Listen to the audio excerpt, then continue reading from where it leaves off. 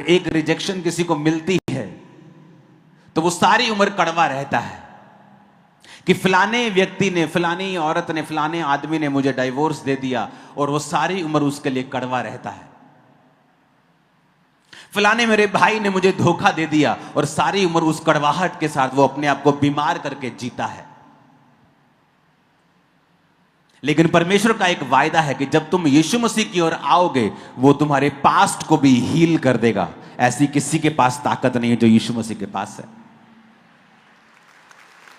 इसलिए बाइबल कहते जब यूसुफ अपने भाइयों से मिला तो उसने कहा, जो तुमने मेरे साथ पास्ट में किया मैं उसे भूल जाता हूं। और परमेश्वर ने उनके रिलेशनशिप को रिस्टोर करके उसके भाइयों के साथ फिर उसका मेल मिलाप करवा दिया।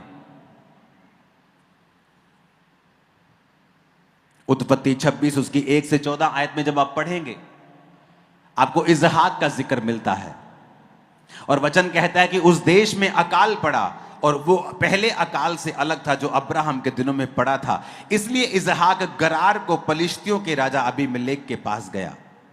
वहां यहोवा ने उसको दर्शन देके कहा, मिस्र में मत जा, जो देश में तुझे बताऊं उसी में रहे। तू इसी देश में रहे और मैं तेरे संग रहूंगा, तुझे आशीष दूंगा, और जो शपथ तेरे पिता से मैंने खाई थी उसको पूरा करूंगा।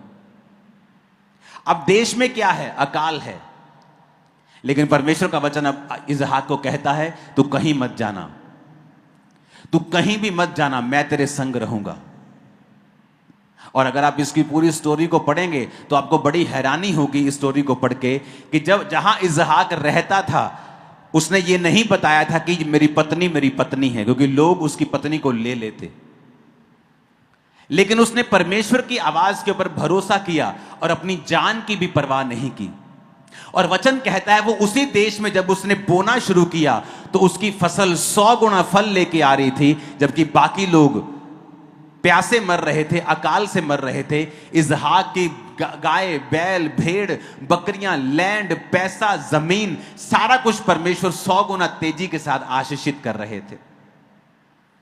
इजहाक घबराया नहीं कि यहां पे मेरी पत्नी को कोई देख लेगा या मुझे मार के मेरी पत्नी ले लेगा। उसने भरोसा किया परमेश्वर के वचन के ऊपर। आप रिस्क नहीं ले सकते। आपको डर लगता है आपके रिश्तेदारों से, डर लगता है समाज से, डर लगता है परिवार से, तो आप परमेश्वर की आशीष के काबिल भी फिर नहीं हैं।